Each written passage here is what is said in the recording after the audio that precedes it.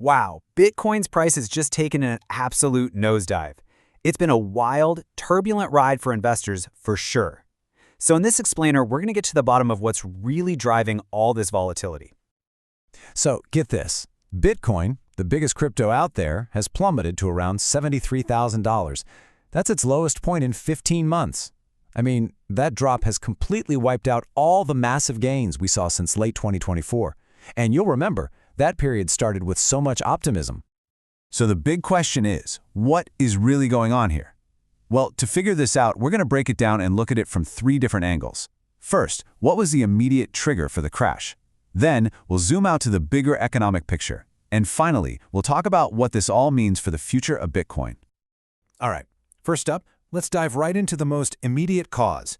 We're talking about a massive, cascading sell-off that happened with just, breathtaking speed. In just a single 24-hour window, nearly $740 million in bullish crypto bets were just liquidated, gone. The sheer scale of that sell-off, that's what really sent shockwaves through the market. So how on earth did this happen so fast?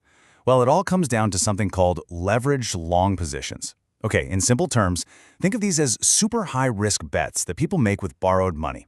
Traders were essentially betting big that the price would go up, but it went down instead. And when that happens, their positions get force-sold automatically to cover the loans. It's a brutal mechanism. And that's what triggered this insane chain reaction. As Richard Usher from OpenPaid put it, the falling prices led to more of these forced sales, which, you guessed it, pushed prices even lower. It's a classic vicious downward spiral that just feeds on itself and is incredibly hard to stop. But, a sell-off like that doesn't just happen in a vacuum. To really get the full story, we need to zoom out a bit. Let's look at the much bigger picture, the shifting economic tides that really set the stage for this whole thing. And this timeline here really shows a complete reversal of fortune. Think back to late 2024.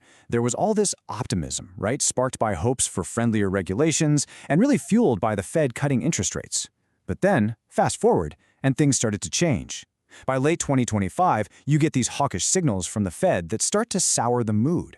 And then the nomination of a hawkish Fed chair in 2026, well, that just amplified all the concerns about liquidity. And you can see the impact of that shift crystal clear in the data. We're talking about billions with a B of dollars being pulled from the major institutional Bitcoin ETFs.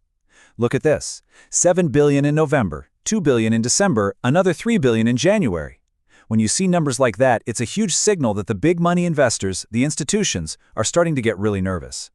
So all of this has kicked off a really fascinating debate among the experts. What does this all actually mean for Bitcoin? Is the magic, the thing that's propelled it for so long, is it starting to fade?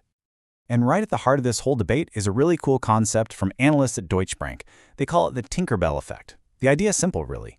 Just like Tinkerbell and Peter Pan, Bitcoin's value is sustained as long as enough people believe in it. So the big question right now is that collective belief starting to waver? Especially when those wider economic fears we just talked about start to creep in. Think about it. When money is cheap and easy to get, it's a lot easier to believe. But when things tighten up, that belief gets a real stress test. And this really leads us to two very different ways of looking at this crash. On one side, you've got the traders' view. They see this as a temporary washout, just clearing out the weaker players. They're convinced that once the wider economy improves, investors will come rushing back. But then you have the analysts, like those at Deutsche Bank, who are arguing this is something much bigger, a fundamental shift. They think the era of pure speculation might actually be coming to an end. That second theory, that this is a fundamental shift, is the perfect lead-in to our final section. Because no matter what you think about the short-term price swings, there's a growing pile of evidence suggesting that Bitcoin is entering a completely new chapter of its life. What many analysts are suggesting is that what we're actually witnessing is Bitcoin, it's maturing, it's growing up, it's moving away from being just this high-risk speculative bet and becoming a much more integrated and, frankly, more serious part of the global financial system. And look, this isn't just some abstract theory. It's being driven by real, concrete developments. You've got major regulations coming in, like Europe's MiCA and the upcoming Clarity Act in the US. We're also seeing much better custody solutions for keeping crypto safe. And, of course, the huge introduction of spot Bitcoin ETFs, which have made it so much easier for the big institutions to get in on the action. So when you put it all together, yeah, the recent price drop is definitely painful for a lot of investors. No doubt about it. But maybe the real takeaway here is something even bigger. Maybe this crazy volatility isn't a sign of failure at all.